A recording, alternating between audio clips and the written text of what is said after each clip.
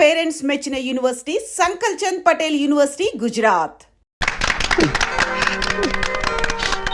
అరే బాబాయ్, నేను రిటైర్ అయిపోయిన తర్వాత నన్ను ఎవర్రా తిడతారు? వేరే ఎవరికో ఎందుకు ఇస్తాను రా అవకాశం? ప్రతిరోజు ఆఫీస్ అయిపోయిన తర్వాత నేనే మీ ఇంటికి వచ్చి మరీ తిడతా. అడుగు తక్కువ వెధవా. ఇంకోసారి తిట్టరా. అడుగు తక్కువ వెధవా. నిన్నగాక మొన్న మీరు ఆఫీసులో చేరినట్టుంది. అప్పుడే వయసు అయిందని పంపించేశారేమిటండి? మీకేమన్నా నడువంగిందా, పళ్ళు కదిలాయా? ఈ గవర్నమెంట్ వాళ్ళు మరీ అన్యాయంగా ఉన్నారు.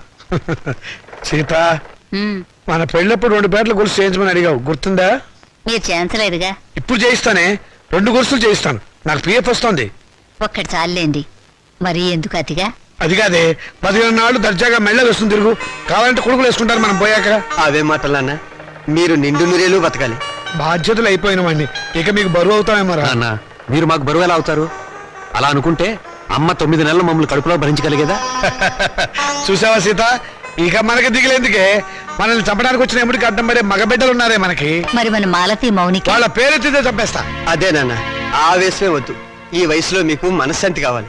అందుకే మీరు అన్ని పుణ్యక్షేత్రాలు తిరగాలని మేము అన్ని ఏర్పాట్లు చేసాం. రేపే మీ ప్రయాణం. తిరుగుతాను రా. ఇండియాలో ఉన్న గుళ్ళు గోపురాలు అన్నీ తిరుగుతాను. మీకోసం, మీ ఆరోగ్యం కోసం, మీ ఆనందం కోసం కనబడ్డ ప్రతి రాయిని నొక్కుతాను రా. రే రాజా, నువ్వు వేళకు భోంచేయాలరా. నీకు అసలు తిరిగి తిప్పలు గుర్తుండవు. అలా ఉంటే ఆరోగ్యం పాడైపోతుంది. జాగ్రత్త. ఏమ్మా, వీడు అసలే బతకస్తుడు. నువ్వు దగ్గర నుండి తిండి తినిపించాలి, లేకపోతే తిండి వీడు. మీరు వెళ్ళమన్నారని వెళ్తున్నాను రా. మిమ్మల్ని వదిలి వెళ్ళటం మాకు ఇష్టం లేదు. నువ్వు పనులని, వ్యాపారం అని అర్ధరాత్రి దాకా ఇంటికి రాకుండా, ఊళ్ళో తిరగకుండా ఏందన్నా 15 ఇంటికి వచ్చి ఫోన్ చేసి టైంకి నిద్రపోవాలి. ఏమ్మా, వీడి సంగతి నీకు తెలుసు కదా. వీడిని నీ చేతుల్లో పెడుతున్నాను, నువ్వే జాగ్రత్తగా చూసుకోవాలి. వస్తానమ్మా. మీ ఆరోగ్యం జాగ్రత్త నాన్న.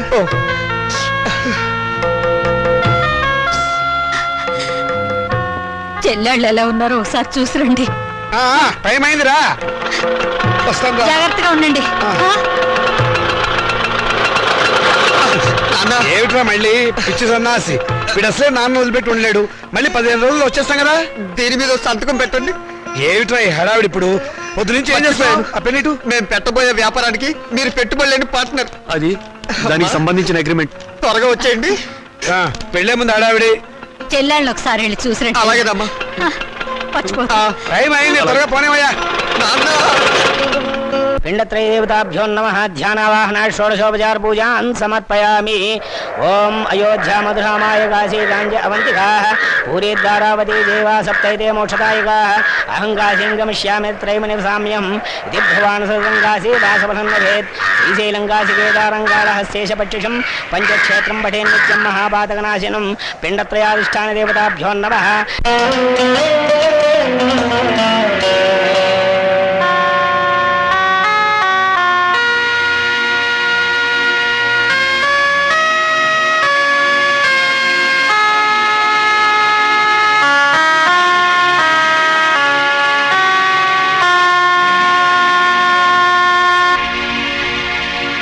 బాబాయ్, రే బాబాయ్. ఎవరు? నేను బాబాయ్. బాగున్నావా? రాముడు, ఏమిటా ఏమిటలా అయిపోయావు? నువ్వేనా? నేను నీ రాముని. నువ్వు బతుకున్నావా? నేను బతుకున్నావేమిట్రా? నువ్వు మాట్లాడుతుంది? అవును, ఇట్లా ఇట్లా కూర్చో కూర్చో కూర్చో చెప్తా. రే, నువ్వు చచ్చిపోలేదా? నేను చచ్చిపోవడమేట్రా? పెదవ చోకు నువ్వు. రే, నీలాంటి స్నేహితుల అభిమానం, నీ చెల్లెల సౌభాగ్యం, నా కొడుకుల అనురాగం ఉన్నంత వరకు చావు నా దగ్గర రానే రాదురా. నిజంరా, నువ్వు చచ్చిపోయావని తెలిసి బాధపడ్డాను. ఇప్పుడు నువ్వు బతుకున్నావని తెలిసి మరీ బాధపడుతున్నాను రా. ఏమిట్రా, ఏమైంది? ఇంకా ఏం కావాలరా? బతుకున్న తండ్రి చచ్చిపోయాడని చెప్పి డెత్ సర్టిఫికెట్లు చూపించి సాక్ష్యం కోసం పిండాకుడు కూడా పెట్టదని కొడుకులు తండ్రి మాట సవదాటని ఆ శ్రీరామచంద్రుడు కూడా దాటిపోయి చరిత్ర సృష్టించారా.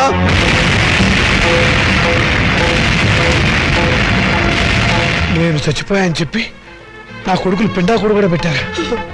ఇంకా నయం, బతుకుండగా నీకు కూడు పెడతారో లేదో తెలియదు కానీ నీకు పిండాకుడైనా పెట్టినందుకు సంతోషించు. కొడుకులు తలకొరివి పెడతారని, వాళ్ళు నిన్ను ప్రమోషన్ మీద స్వర్గానికి పంపిస్తారని ఇన్నాళ్ళు ఎగిరి పడేవాడివిగా. ఓ వెళ్ళి వాళ్ళు పెట్టిన పిండాకుడు ఎక్కడుందో వెతుక్కొని దాని మీద చిటికని విషం తల్లింపించేయరా. స్వర్గం సంగతి ఎలా ఉన్నా నీకు ఈ నరకం బాధ తప్పుతుందిరా. పోరా, పో.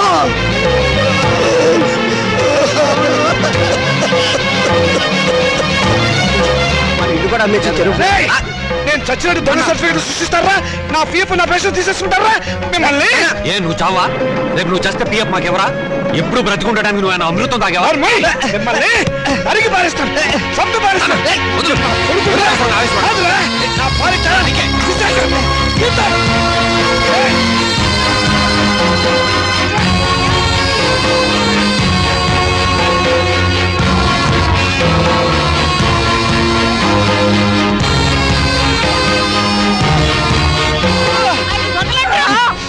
ముసలాడివి నీకే ఇంత ఆవేశుంటే గుర్రాల్లో మాకెంత ఉండాలి? ఎరగబడి కొట్టే చస్తావా నాగం. పట్టిల్లరా.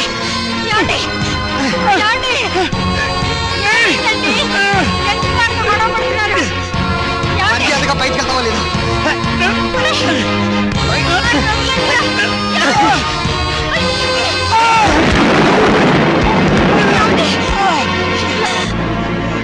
దౌర్భాగ్యులారా, ఈయన జీవితంతో సంపాదించింది మీకే దారిపోసారు కదరా. ఎందుకురా మీ నాన్నను మోసం చేశారు? లేకపోతే మమ్మల్ని మోసం చేస్తారని. లోకులు కాకులై కూస్తే రేపు మీ మనసు మరి మీ కూతురికి ఆస్తి పంచాలనే ఆలోచన మీకొస్తే మాకు అదేం కావాలి? అందుకనే మిమ్మల్ని కావాలని తీర్థయాత్రలకు పంపించి ప్రపంచం దృష్టిలో మీరు చచ్చారని నమ్మించాం. ఓరి పాపాత్ములారా, అందుక మమ్మల్ని తీర్థయాత్రలకు పంపింది. లేకపోతే తీర్థయాత్రలకు వెళ్ళి పుట్టెడు పుణ్యం మూట కట్టుకొస్తారానే?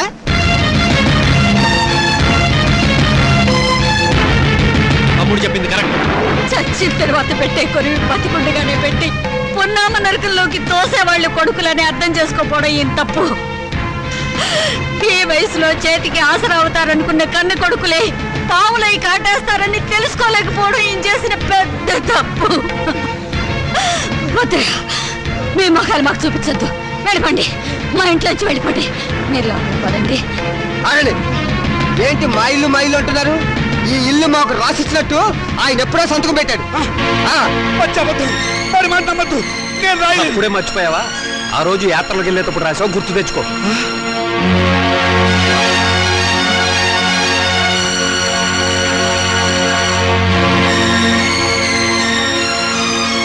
సీత, నీ కొడుకులు పెద్ద కుట్ర చేశారు, నమ్మించి మోసం చేశారు. ఏంటి ఏదో పెద్ద మోసం చేసినట్టు మాట్లాడతారు?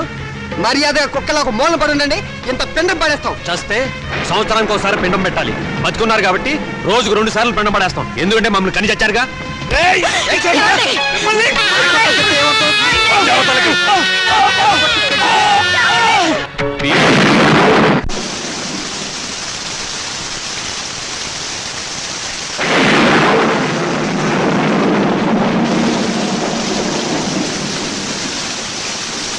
అత్యంతరంగా కొడుకులు వెళ్ళగొడితే అనాథల్లా చెట్టు కింద ఉన్నాం.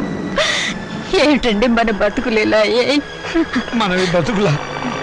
ఇంత దారుణం జరిగిన తర్వాత ఇంకా మనం బతికే ఉన్నాం అనుకుంటున్నావా?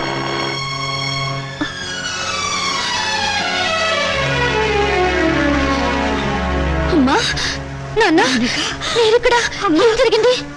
మీ అన్నయ్యలు మమ్మల్ని వెళ్ళగొట్టారమ్మా. మరి నేను గుర్తుకు రాలేదా అమ్మా? ఈ కూతురింటికి రావాలనిపించలేదా నాన్న? ఇంకా మమ్మల్ని క్షమిస్తున్నావా తల్లి? వద్దమ్మా, వద్దు. ఏ మాటలు నాన్న ఇవి? నేను మీకు చేసిన అన్యాయానికి కూతురు నన్నేగా రానంటున్నారు. ఇదే కొడుకైతే ఇలా అనగలరు. వద్దమ్మా, ఆ పదమే ఉచ్చరించకమ్మా, నేను భరించలేను. అయితే పదండి నాన్న, కూతురుగానే మిమ్మల్ని నా ఇంటికి తీసుకెళ్తాను. నా కడుపులో పెట్టుకుని కాపాడుకుంటాను. కానీ పెంచిన మీ ఇద్దరి రుణాన్ని తీర్చుకుంటాను. ఇక నుంచి నేను మీ కన్న కూతుర్ని కాదు, కన్న తల్లిని. మీరే నా బిడ్డలు.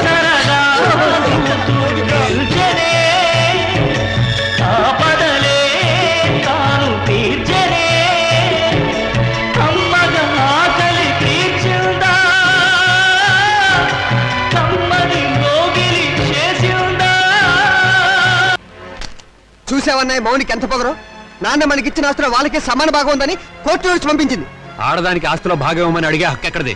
హక్కు ఇక్కడిదని కొంపలో కాదు అరిచేది. గట్టి ప్లేడని పెట్టి రేపు కోర్టులో వాదించడానికి ఎవరైనా లాయర్ ఉన్నారా? నేనున్నాను యువర్ ఆనర్. ఆడదానికి ఆర్థిక స్వాతంత్రం లేకపోవడం మూలంగానే సమాజం హీనంగా చూస్తోందని ప్రభుత్వం ఎన్నో చట్టాలు చేసింది యువర్ ఆనర్. 1937వ సంవత్సరం వరకు ఉమ్మడి కుటుంబంలోని ఆస్తిపై స్త్రీలకు ఎటువంటి హక్కు లేదు. కానీ Hindu women's right to properties act of 1937 ప్రకారం పూర్వీకుల ఆస్తిపై మగవారితో పాటు ఆడవాళ్లకు కూడా ఆస్తిపై హక్కు వచ్చింది. కానీ ఆ హక్కు ఆస్తిని అనుభవించడానికే తప్ప అమ్మటానికి గాని ఇతరత్రా ఉపయోగించుకోవడానికి గాని వీల్లేదు. హిందూ సక్సెషన్ యాక్ట్ 1956ను ఆంధ్రప్రదేశ్ ప్రభుత్వం వారు కొన్ని సవరణలు చేశారు. 1988వ సంవత్సరంలో యాక్ట్ 13 ప్రకారం మరికొన్ని సవరణలు చేశారు. అందువల్లే స్త్రీలకు పురుషులతో పాటు ఆస్తిలో సమానమైన హక్కు, సమిష్టి కుటుంబ ఆస్తిలో భాగవడికే హక్కు వచ్చింది. నా క్లయింట్ ఆ హక్కుతోనే కోర్టుకు వచ్చింది యువర్ ఆనర్. ఇలా కోర్టుకెక్కే ధైర్యం లేక మగవాళ్ల దౌర్జన్యానికి బలైపోతున్న ఆడవాళ్లకు దారి చూపించడానికి ఈ కేసు చక్కని ఉదాహరణ. అయితే యువర్ ఆనర్, నా క్లయింట్ నాన్నగారి ఆస్తిని వాళ్ళ అన్నలు పంచుకొని నా క్లయింట్కు అన్యాయం చేశారు. కనుక యువర్ ఆనర్, చట్ట ప్రకారం నా క్లయింట్కు రావాల్సిన ఆస్తిలోని సమాన వాటా ఇప్పించవలసిందిగా కోర్టు వారిని కోరుతున్నాను. మీ వాదంతో మేము అంగీకరించాం. మీ క్లయింట్ అన్నలు స్వాధీనం చేసుకున్న ఆస్తిని యువర్ ఆనర్, ఈ కేసులో ప్రతివాదులైన రాజాకుమారులు నాకు వకాల్తా ఇచ్చారు. నా వాదన కూడా తమరు వినాలి. ఆస్తిని పంచడంలో మీకేమైనా అబ్జెక్షన్స్ ఉన్నాయా? ఉంది యువర్ ఆనర్. నా క్లయింట్స్ తండ్రి రామచంద్రయ్య గారు ప్రముఖ పారిశ్రామికవేత్త చలపతిరావు గారి దగ్గర 3 లక్షల రూపాయలు అప్పుగా తీసుకున్నారు. అది వడ్డీతో కలిపి 4 లక్షల రూపాయలైంది. దానికి సంబంధించిన నోటు తమకు సమర్పించడం జరిగింది యువర్ ఆనర్. ఆస్తి హక్కే కాదు, అప్పుల్ని పంచుకోవలసిన బాధ్యత కూడా అందరి మీద ఉంది. రామచంద్రయ్య గారి ఆస్తి విలువ మొత్తం 4 లక్షల రూపాయలు. దాని 2 కూతుళ్ళు 2 కొడుకులకు సమానంగా పంచితే తలకొక 1 లక్ష వస్తుంది. అదే అప్పును పంచితే ఒక్కొక్కళ్ళు 1 లక్ష తీర్చవలసి ఉంటుంది. ఆ అప్పును నా క్లయింట్స్ ఆల్రెడీ తీర్చేశారు గనక ఇక మాలతి మౌనికలకు ఆస్తి పంచవలసిన అవసరం లేదు అని కోర్టు వారు గమనించవలసిందిగా వేడుకుంటున్నాను. నాన్న, నన్ను నిజం చెప్పనివ్వకుండా తల వంచుకునేలా చేశావు. వాళ్ళు లేని అప్పులు సృష్టించారు. నువ్వు బ్రతికే ఉన్నావని కోర్టులో ఒక్క మాట చెప్పుంటే వాళ్ళ బ్రతుకుల్లో బాంబు పడేది. బ్రతుకున్న నిన్ను చంపి పిఎఫ్ కాజేసిన నేరానికి జైలు కూడా తినేవాళ్ళు. కోర్టులో నిజం చెప్పవద్దని నువ్వు అడ్డుపడ్డావు. మా స్వేచ్ఛని, మా ఆనందాన్ని, మా బ్రతుకుల్లో కొడుకుల కోసం తాకట్టు పెడితే గానీ నీకు తృప్తిగా ఉండదు. చిచ్చి, మీ అమ్మ నిన్ను కనకుండా ఉండుంటే మేమంతా హాయిగా ఉండేవాళ్ళం. నాకే ఎంచక్కా పెళ్లి కాకుండా కడుపు తెచ్చుకుని పిల్లల్ని కంటాను. కానీ అది మీకే చెడ్డ పేరు.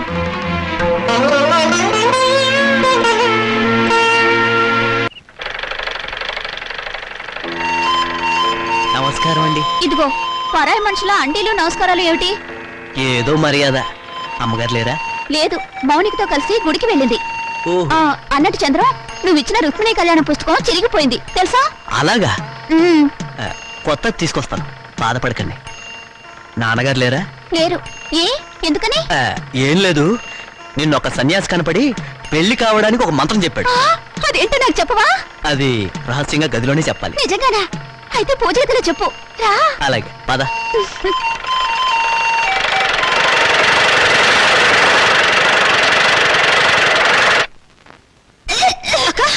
ఏందన్నావే వాంతి చేసుకుంటున్నావు? అబ్బే ఏం లేదమ్మా, రుక్మిణి కళ్యాణం బోల్డని సార్లు చదివానుగా. చదివితే వాంతులు అవుతాయా? మరి కడుపు వస్తే వాంతులు అవుతాయని చంద్రం చెప్పాడుగా. కడుపా? అవును, నాన్నగారు మాట తప్పారు, నేను నెల తప్పాను. ఎవరక్క? ఎవరు చేసరి పని? ఇంకెవరు? చంద్రం నేను రుక్మిణి కళ్యాణం బోల్డని సార్లు చదివాంగా. ఆ తర్వాత అతను నన్ను దగ్గరికి తీసుకుని ఏమేమో చేశాడు. అంతే, కడుపోయిందేమో, వాంతులు వస్తున్నాయి. వస్తుంది తుప్పులేగా, ఎంత పని చేసావే. నమస్కారం. అంతా బాగున్నారా?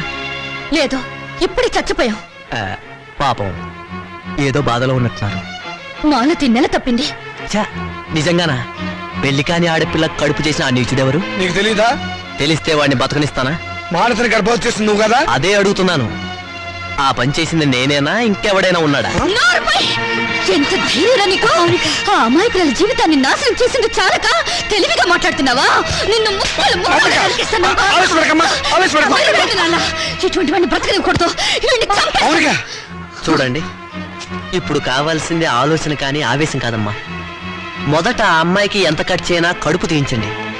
లేకపోతే నా కాళ్ళు కడికి పెళ్లి చేసి 2 లక్షలు కడుపు చేసినందుకు కానుగ్గా ఇవ్వండి.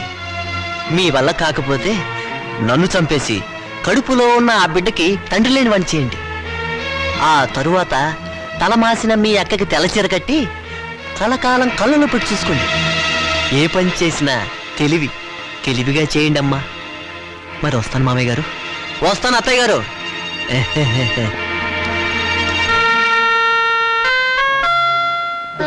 మౌనిక, చంద్రాన్ని నువ్వు నిజంగానే చంపేస్తావా? మరైతే అప్పుడు తాళి తెంచేయడానికి అతను నా మెళ్ళ తాళి కట్టలేదుగా. పోన్లే, చంద్ర చెప్పినట్టు నిజంగా తెల్ల చీరైనా కట్టుకుంటాను.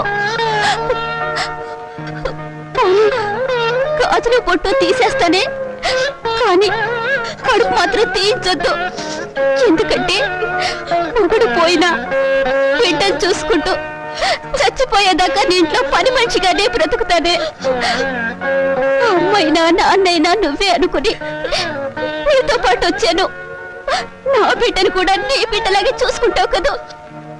మరప్పుడు నాకు పెళ్ళెందుకు, మొగుడెందుకు?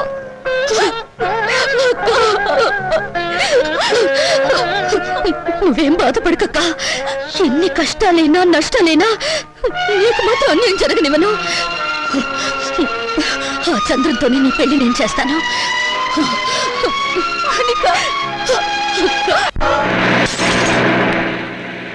అరే బ్రదర్, నాన్నని మౌనికని మోసం చేసినట్టు నన్ను మోసం చేయవు కదా? చచ్చినా చేయను. మనం తాగిన మందు మీదట్టు. కానీ నాకు చిన్న డౌట్. ఏంటి బ్రదర్? ఆ శ్రీకాంత్ గారు అమెరికా నుంచి రాగానే మౌనిక మనల్ని కొట్టిస్తుందేమా? షడప్. దాని మెడ ఈ టైప్లో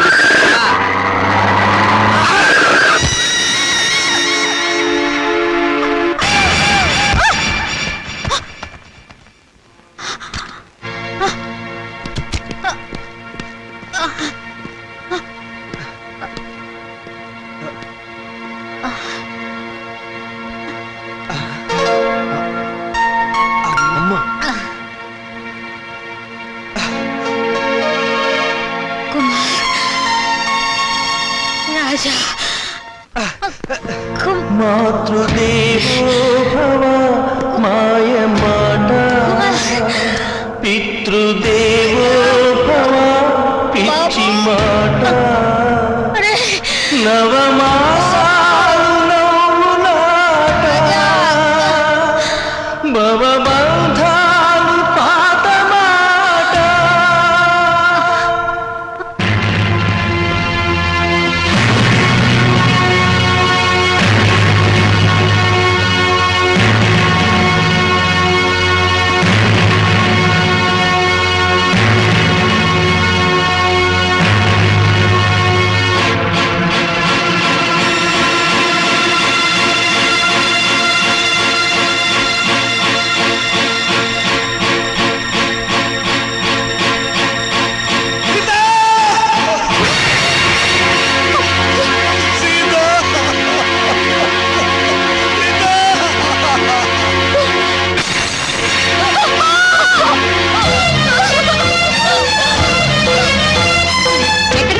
అమ్మా, అమ్మ లేదు బొమ్మ లేదు.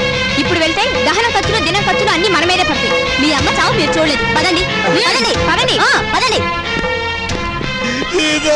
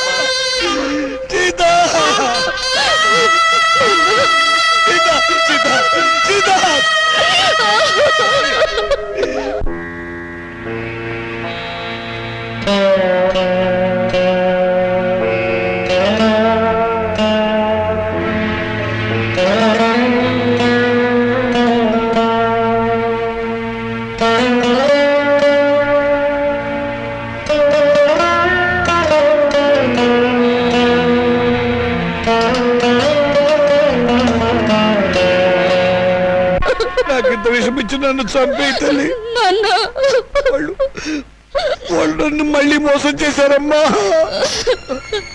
కొడుకులు మళ్ళీ మళ్ళీ మోసం చేయడం, తండ్రులు మళ్ళీ మళ్ళీ మోసపోవడం ఇప్పటి వరకు నడుస్తున్న చరిత్రే కదా నాన్న. ఇలా జరుగుతుందని నాకు ముందే తెలుసు నాన్న. ఆ చరిత్ర ఇలాంటి కూతురు చేతుల్లో సమస్య పోవాలమ్మా, నగ్నమైపోవాలి.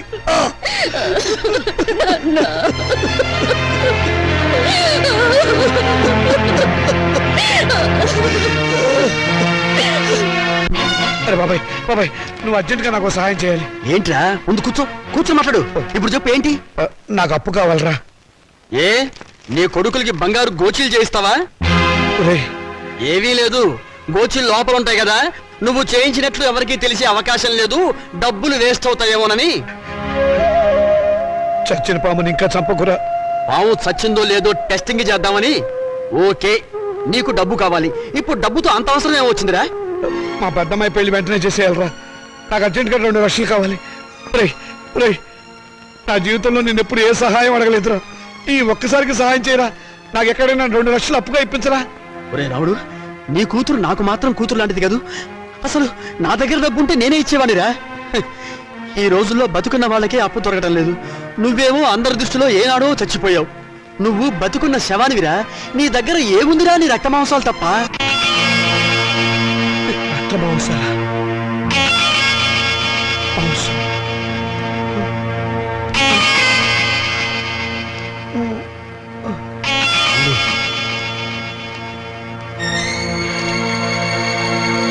నీ దగ్గర ఏముందిరా? నీ రక్త మాంసాలు తప్ప.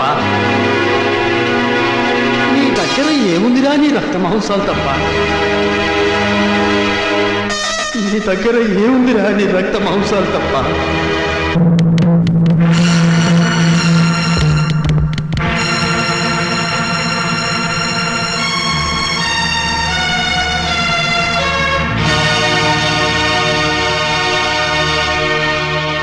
సారీ రామచంద్ర గారు, మీ 2 కిడ్నీల్లో ఒకదాని కండిషన్ బాగుండలేదు, అందుకని రెండోది ఇంకొకరికి ఇచ్చే అవకాశం లేదు.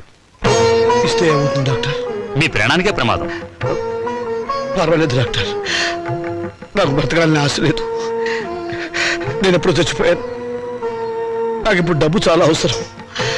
నేను కిడ్నీ అమ్ముకోవడం తప్ప మరో మార్గం లేదు డాక్టర్. ప్లీజ్. సారీ రామచంద్ర గారు, నా వృత్తికి ద్రోహం చేయలేదు. అలా అడగండి డాక్టర్, ప్లీజ్. మీకు చేతులెత్తి నమస్కారం పెడతాను. నాకు జీవితంలో ఇది ఒక్కటే అవకాశం. నాకు ఈ సహాయం చేయండి. Please help me. నాకు ఆపరేషన్ చేయండి డాక్టర్. నాకు ఆపరేషన్ చేయండి. అండర్స్టాండ్, ఆపరేషన్ చేస్తే మీ లైఫ్ డేంజర్. డాక్టర్, పర్వాలేదు డాక్టర్, నేను చచ్చిపోయినా పర్వాలేదు. నేను చస్తే అక్కడ 2 ప్రాణాలు బతుకుతాయి డాక్టర్. డాక్టర్, మీ కాళ్ళు పట్టుకుని ప్రార్థిస్తున్నాను డాక్టర్. మీ కాళ్ళు పట్టుకుని ప్రార్థిస్తున్నాను. ప్లీజ్. నా జీవితంలో ఈ భారతం చేసిన అన్యాయాన్ని ప్రాయశ్చిత్తం చేసుకోవాలి డాక్టర్. ఆ మంచి అవకాశం ఇప్పుడు వచ్చింది డాక్టర్, ఇప్పుడు వచ్చింది.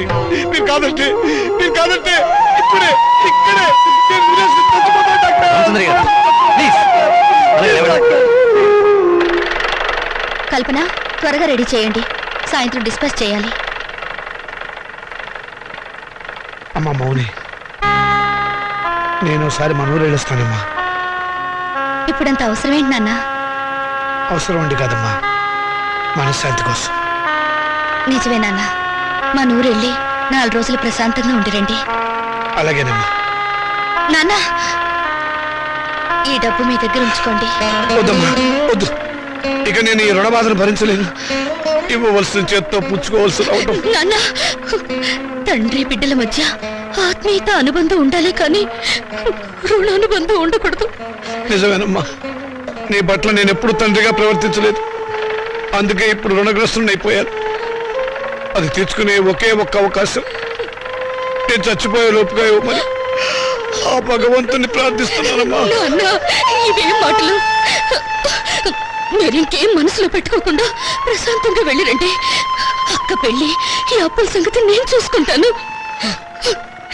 మీ ఆరోగ్యం జాగ్రత్తగా చూసుకోండి. మీకేమన్నా అయితే నేను భరించలేదు. అలాగేనమ్మా. పసుపు కుంకుమలతో పిల్ల పాపలతో ఆయురారోగ్యాలతో నిండు 100 ఏళ్ళు జీవించమ్మా, జీవించు.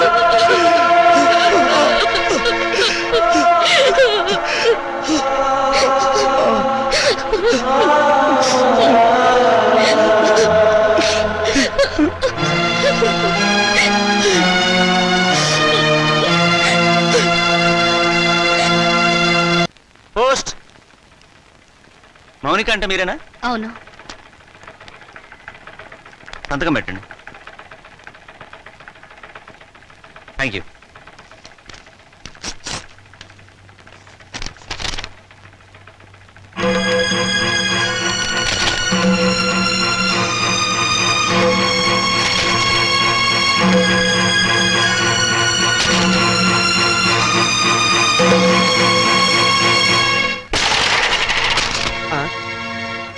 ఏమిటి ఇలా వచ్చావు? రావటానికి సిగ్గుండాలి. సిగ్గు లేని వాళ్ళ దగ్గరకు రావడానికి సిగ్గెందుకు? నోరు మూసుకుని బయటకున్నాడు. నడుస్తాను. ఈ కోర్టు నోటీస్ ఎందుకు ఇచ్చారు? ఇంకా మా దగ్గర ఏం మిగిలిందని? అదే ఆస్తి మీద సమాన హక్కు కోసం. ఆస్తా ఎక్కడుంది? ఉన్నా మీరేం మిగిల్చారు? లేని అప్పులు చూపించి మొత్తం దిగమింగారుగా. మిగిల్చాం కాబట్టే కోర్టుకెక్కాం. మాకు మిగిలింది గౌరవనీయులైన నాన్నగారు. ఆయనే మాకు ఆస్తి, ఆస్తిలో మాకు వాటా ఉంది. మనుషులు ఆత్మీయులు అవుతారు కానీ ఆస్తులు కారు. ఎందుకు కారు? అమ్మితే డబ్బు వచ్చే ప్రతిదీ ఆస్తి కింద లెక్కే. నాన్న ఒంట్లో అమ్ముకోవడానికి పనికొచ్చే ప్రతి భాగం మీద మాకు హక్కు ఉంది. అమ్మగా వచ్చిన డబ్బులో మాకు వాటా ఉంది. మీరు మనుషులా రాక్షసులా? నువ్వేంటే రెచ్చిపోతున్నావు? నువ్వు మాత్రం ఏమైనా తక్కువ తిన్నావా? నాన్నగారి కిడ్నీని 2 లక్షలకు అమ్మేసుకోలేదు నువ్వు. ఏంటి? నాన్నగారు కిడ్నీ అమ్మేశారా? అంత అనుమానంగా ఉంటే ఇంటికి వెళ్ళి ఆయన పట్టుకోసి లెక్క పెట్టు. 1 ఉందో 2 ఉన్నాయో నీకే తెలుస్తుంది.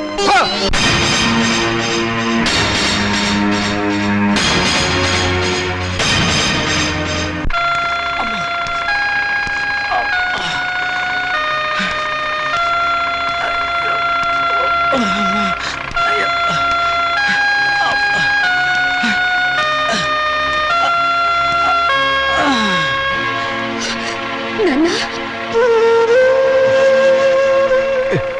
ఏంటమ్మా? ఇప్పుడు నువ్వు ఎక్కడి నుంచి వస్తున్నావు నాన్న? చెప్పానుగా ఊరెళ్ళొస్తానని. కోరుకున్న మనశ్శాంతి దొరికిందా నాన్న?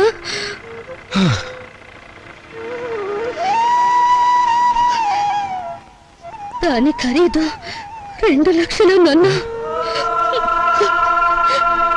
అది నీ శరీరంలో భాగం కాదా నాన్న? మౌనిక, శరీరంలో భాగాలు అమ్ముకుని మమ్మల్ని ఆదుకోవాలని చూస్తున్నావా నాన్న?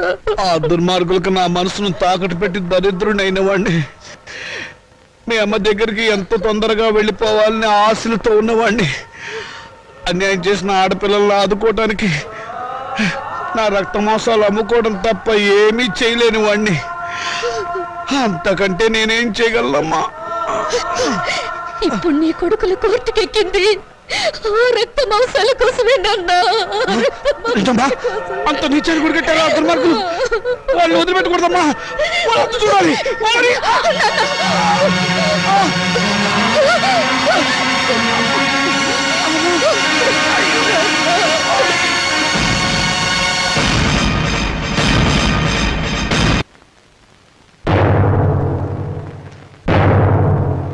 యువర్ ఆనర్, ఇది ప్రపంచ న్యాయ చరిత్రలోనే కనీ విని ఎరుగని కేసు. ఇటువంటి కేసు ఇంతవరకు ఏ న్యాయస్థానం ముందుకు రాలేదు. నా క్లయింట్స్ రాజా కుమారుల తరఫున వకాల్తా తీసుకున్న నేను ఈ కేసులో ప్రతివాదైనటువంటి మౌనికను కొన్ని ప్రశ్నలు వేయడానికి అనుమతించవలసిందిగా కోర్టు వారిని వేడుకుంటున్నాను. Yes granted. మౌనిక, మౌనిక, మౌనిక.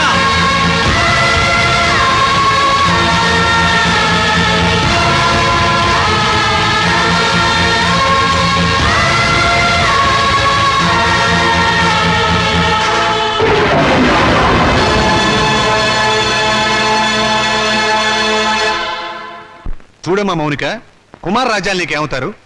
కీర్తిశేషులు. తెలుగు రాదా? చచ్చిపోయిన వాళ్ళు. చూశారా చూశారా, ఈ అహంకారంతోనే ఈ మౌనిక సంవత్సరం క్రితం కోర్టుకెక్కింది. హిందూ వారసత్వ చట్టం 1956 ఏపీ యాక్ట్ సెక్షన్ 13A ప్రకారంగా తండ్రి సంపాదించిన ఆస్తిలో కొడుకులతో పాటు కూతుళ్లకు కూడా వాటా ఉందని కోర్టుకెక్కి పోరాడి గెలిచింది. ప్రస్తుత విషయానికి వస్తే నా క్లయింట్స్ తండ్రి రామచంద్రయ్య గారు తన మూత్రపిండాన్ని 2 లక్షల రూపాయలకు అమ్ముకున్నాడు. ఆనాడు న్యాయం, చట్టం, వారసత్వం అంటూ పోరాడి తన ఆశక్కును గెలుచుకున్న ఈ మౌనిక తన తండ్రి మూత్రపిండాలమ్మి సంపాదించిన 2 లక్షల రూపాయలు తండ్రి ఆస్తేనని, తనతో పాటుగా తన అన్నలకు కూడా దాంట్లో వాటా పంచాలి అన్న ఇంగిత జ్ఞానం లేకుండా వాళ్ళని మోసం చేసే డబ్బు మొత్తం కాజేసింది. మూత్రపిండం ఆస్తి కాదు, శరీరంలో ఒక భాగం. అదే అదే యువర్ ఆనర్, అది శరీరంలో ఒక భాగమే అయినా అమ్మినప్పుడు డబ్బు వస్తే అది ఆస్తి కింద లెక్క. నా క్లయింట్స్ అండి రామచంద్రయ్య శరీరం ఎవరిది? నా క్లయింట్స్ తాత నాయనమ్మలది. వాళ్ళు జన్మనివ్వబట్టే కదా ఈ రామచంద్రయ్య అనే వ్యక్తి భూమి మీదకి వచ్చింది. అంటే రామచంద్రయ్య శరీరం వాళ్ళ తాతగారిది అన్నమాట. మరి తాతగారిచ్చిన ఆస్తిని పంచుకునే హక్కు ఉన్నప్పుడు ఆయన జీవం పోసిన శరీరాన్ని పంచుకుంటే తప్పేమిటి?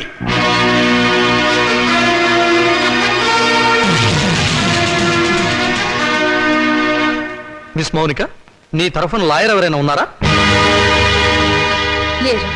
అక్కర్లేదు. వాస్తవాలు చెప్పడానికి లాయర్ ఎందుకు? మీరే అన్నారుగా మూత్రపిండాలు ఆస్తులు కావని. అమ్మితే డబ్బు వచ్చేది ఏదైనా సరే ఆస్తి కింద లెక్కే. కళ్ళు, చెవులు, గుండె, నెత్తురు వీటన్నిటికి అమ్మినందుకు రేటుంది. ఇవన్నీ ఆస్తి కదా యువర్ ఆనర్. లాయర్ గారు మీరు కరెక్టే. మీ గుమస్తాకు మీరు జీతం ఎంత ఇస్తారు? 1000 రూపాయలు. ఎందుకు? నాకు సర్వీస్ చేసినందుకు. మీకు సర్వీస్ చేసిన మీ గుమస్తాకి మీరు 1000 రూపాయలు ఇస్తుంటే మమ్మల్ని కని పెంచి పెద్ద చేసినందుకు మా అమ్మకు నాన్నకు మేమేమిస్తే మాత్రం రుణం తీర్చుకోగలం? కనీ పెంచడం కూలి కింద రాదు. ఎందుకు రాదు? తల్లిదండ్రులు వాళ్ళ కామం తీర్చుకోవడానికి ఏకమవుతారు. ఏకమైనప్పుడు మేమెందుకు పుట్టాలి? అది సుశీధర్మం. ధర్మం కాదు, శ్రమ. తల్లిదండ్రులు పిల్లల్ని పుట్టించే యంత్రాలనుకుంటే ఆ యంత్రాలు పడిన శ్రమకు కూలి ఇవ్వాలి. వెళ్ళిచ్చారా? పని చేసే యంత్రానికైనా శక్తి, విశ్రాంతి కావాలి. మీ క్లయింట్స్ యంత్రాల్లో బ్రతికి నా తల్లిదండ్రులకు అవి ఇచ్చారా? అసలు వాళ్ళని మనుషుల్లో చూసారా? అడగండి యువరానా. వీళ్ళను పుట్టించినందుకు కూలి ఇవ్వాలి. 9 నెలలు మోసిన మా అమ్మ కూలి ఇవ్వాలి. మా నాన్న నెత్తురు పంచినందుకు దానికి రేటు కట్టాలి. అమ్మ దగ్గర తాగిన పాలకు, వాళ్ళు పెట్టిన కష్టాలకు, కడుపు మంటకు, మా తల్లిదండ్రులు పడ్డ ఆవేదనకు రేటు కట్టాలి. కట్టమనంట రేటు. శంకర్రావు గారు, మీ సమాధానం ఏమిటి? ఈ వాదనకి అర్థం లేదు యువర్ ఆనర్. ఉంది, అర్థం ఉంది యువరానా. నా తల్లిదండ్రులకు కూలి ఇవ్వమని మీరు జడ్జిమెంట్ చెప్తే వాళ్ళమ్మ కూడా కూలి కోసం కోర్టుకెక్కుతుందని ఆయనకు భయం. Silence, silence. యువర్ ఆనర్, మీరు ప్రతివాదిని మందలించాలి. మౌనిక, మన తాతలకి షుగరు, బీపీ ఉంటే అది వంశంలో అందరికీ వస్తుంది, అవునా? అవును. మరి రోగాలను పంచుకున్నప్పుడు ఆ రోగాలకు కారణమైన అవయవాలను పంచుకోవడంలో తప్పులేదుగా? పంచుకోవచ్చు. Note this point your honour. Lawyer గారు, మా తాతగారు చాలా మంచివారు. ఎందుకు? బుద్ధిమంతుడు కాబట్టి. ఆయన్ని కొడుకులు బాగా చూసుకునేవారు. ఎందుకు? జన్మనిచ్చాడు కాబట్టి. మరి రోగాలు వంశంలో అందరికీ వచ్చినప్పుడు బుద్ధులు కూడా రోగాలతో పాటు రావాలిగా. మీ క్లయింట్స్ తో వచ్చినాయా లేదా అని అడగండి ఒకసారి. రాలేదు కాబట్టే కోర్టుకెక్కారు. ఒక చెట్టుకు కాసిన కాయలన్నీ ఒకే రకంగా ఉండవుగా. కానీ కాయలు చెట్టును చంపవుగా. మీ క్లయింట్స్ మా నాన్నగారి మూత్రపిండాలమ్మిన సొమ్ము కోసం ఈ కోర్టుకెక్కారు. కానీ కానీ మా నాన్నగారు లేరు. సంవత్సరం క్రితం చచ్చిపోయారు. పచ్చి అబద్ధం. ఆయన బతికే ఉన్నారు. యువరానా, నా మాజీ అన్నలు వీరి క్లయింట్స్ సంవత్సరం క్రితం మా నాన్నగారు చచ్చిపోయారని డాక్టర్ సర్టిఫికేట్ ఇచ్చి ప్రావిడెంట్ ఫండ్, పెన్షన్ తీసుకున్నారు. ఈ డెత్ సర్టిఫికేట్ వాళ్ళు ఇచ్చిందే యువరానా. చూడండి, ఎప్పుడో చచ్చిపోయిన మా నాన్నగారు ఇప్పుడు ఎలా వచ్చారు? ఆయనకు మూత్రపిండాలు ఎలా ఉంటాయి? చెప్పండి యువరానా, చెప్పండి.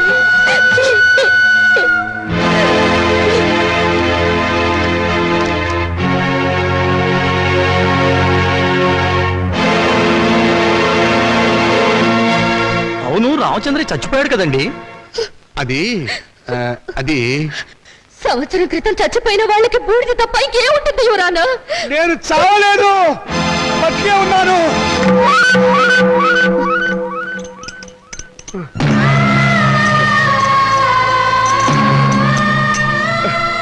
నేను చావలేదు యువరానా, బతికే ఉన్నాను. అరే ఈయన బ్రతికే ఉన్నాడుగా. నన్ను ఆ బోన్ దగ్గర తీసుకెళ్ళు. యువరానా, మీరు లా పుస్తకాలు చదివి తీర్పు చెప్తారు, లా లేని ప్రపంచం తీరును, రక్త సంబంధం తీరును చూసి తీర్పు చెప్తారు. ఆలోచించండి. కొడుకుల పిచ్చిలో పడి కూతుర్లకు అన్యాయం చేశాననే బాధలు ఈ వెర్రి తండ్రి 2 లక్షలకు మూత్రపిండం అమ్ముకున్నాడు. ఆ సొమ్ములో వాటా కావాలని వీళ్ళు కోర్టుకెక్కారు. తల్లిదండ్రుల రక్త మాంసాలు పంచుకునేవి కావు. ప్రపంచంలో ఏ కోర్టులోనూ ఇటువంటి కేసు ఏ బిడ్డ ఏ తండ్రి మీద వేయలేదు. ఆ అదృష్టం మన రాష్ట్రానికి దక్కింది ఇటువంటి కొడుకుల దయ వల్ల. యువరానా, తండ్రి మాట కోసం రాముడు 14 ఏళ్లు అడవికి వెళ్ళాడు. తల్లిదండ్రులను పూజించి పాండురంగుడు దేవుడయ్యాడు. వీరగాథలు చెప్పి శివాజీ నెత్తురులో దేశభక్తి నింపింది అతని తల్లి జిజియాబాయ్. అటువంటి తల్లులు తండ్రులు బిడ్డలు పుట్టిన చరిత్ర గల దేశం మనది. ఓ చరిత్రలో పుట్టిన పురుగులు నా అన్నలు. శిబి చక్రవర్తి కర్ణుడు వాళ్ళ శరీరాలను కోసి దానం చేస్తే కన్న వాళ్ళను కోసి పెళ్ళాలతో పలా వడ్డించుకుని తినాలనే పుర్రెలు వీళ్ళవి. అందుకే రక్త మాంసాల కోసం కోర్టుకెక్కారు. కుక్క మాంసం తినదు, కానీ మనిషి మాంసం కోసం, కన్న వాళ్ళ మాంసం కోసం ముందుకొచ్చారు. నాగరికతకు పట్టిన చెడ పురుగులు బిడ్డ. ఇటువంటి వాళ్ళను క్షమించి వదలకూడదు యువరానా. చెప్పండి మీ జడ్జిమెంట్.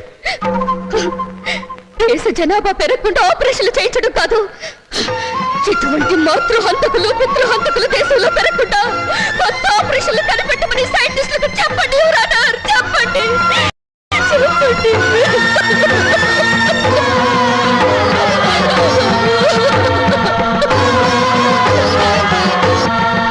మౌనిక చెప్పినట్లు కన్నవాళ్ల రక్తమాంసాల కోసం బిడ్డలు కోర్టుకెక్కడం చరిత్రలో సరికొత్త విషయం. ఇది న్యాయం దృష్టితో కాకుండా మానవతా పరిధి విషయంలో ఆలోచించవలసిన విషయం. జన్మనిచ్చిన తల్లిదండ్రులను గౌరవించిన వాడు దేశాన్ని కూడా గౌరవించలేడు. ఈరోజు కన్న తల్లిదండ్రులను రేపు దేశాన్ని కూడా అమ్ముకుంటాడు. మౌనిక వాదనతో మేము ఏకీభవిస్తున్నాం. యువరానా, మీరు తీర్పు చెప్పబోయే ముందు నా ఆవేదన చెప్పుకునే అవకాశం ఇవ్వవలసిందిగా ప్రార్థిస్తున్నాను. ఈ శరీరం నాతోనే పుట్టింది, నాతోనే పెరిగింది, రేపు నాతోనే మట్టిలో కలిసిపోతుంది. దీని మీద హక్కు ఎవరిది? నన్ను కన్నవాళ్ళదా లేక నేను కన్నవాళ్ళదా? నాన్న, మీరు ఆవేశపడకండి. ఉండమ్మా, నన్ను చెప్పని. చివరిసారిగా నేను చెప్పుకోవాల్సినంత చెప్పుకొని నా శరీరంలో ఉన్న అవయవాల మీద హక్కు నాకే లేకపోతే ఇక ఈ ప్రపంచంలో స్వేచ్ఛగా అర్థం ఏమిటి యువరాన్నారు? ఆ హక్కు తల్లిదండ్రులకు లేకపోతే వాళ్ళు బతుకుండగానే వాళ్ళ కళ్ళు పీకి చర్మం ఒలిచి గుండె మూత్రపిండాలను షోకేసులో పెట్టి అమ్ముకునే దౌర్భాగ్యం సంతానం తయారవుతుంది యువరాన్నారు. ఆ ప్రమాదం నుంచి సమాజాన్ని కాపాడండి. రక్త మాంసాల విలువల్ని రక్షించండి. కన్నబిడ్డలే కసాయవాళ్ళు కాకుండా చూడండి యువరానా, చూడండి.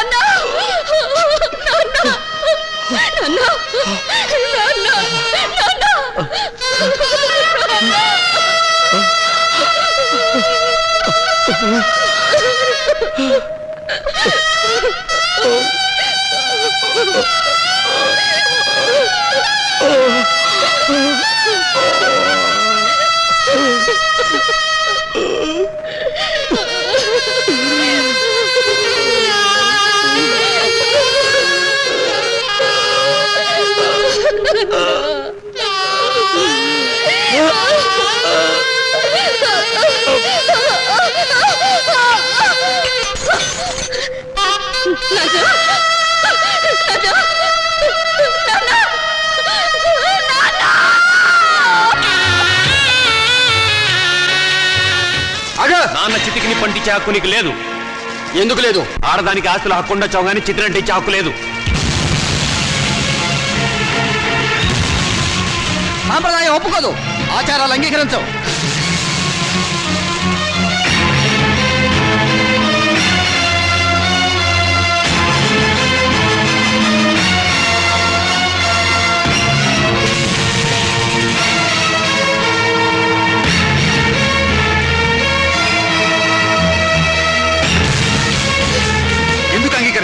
ఎవరు చెప్పారు? ఎక్కడ రాస్తుంది?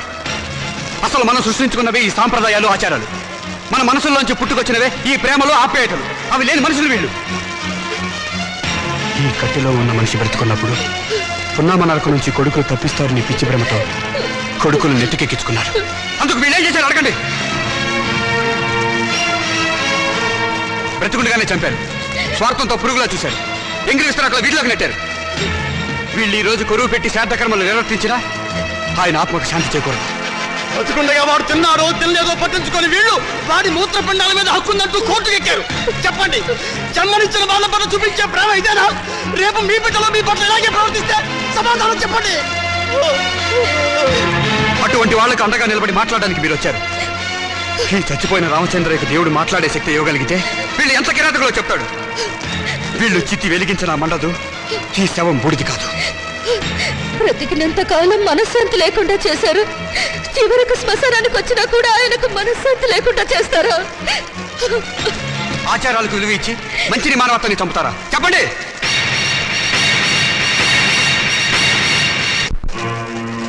చిచ్చి, వీళ్ళెంత వెదవలని మాకు తెలియదు. ఇంకా చూసారని సిగ్గు లేకుండా వెళ్ళండి. మేము వెళ్ళాం. వీళ్ళ సంగతి ఏమిటి ఈరోజు తెలుస్తాం. ఏంటో తెలిసేది? మనిషిని మనిషిగా చూడని మనుషులు రా మీరు.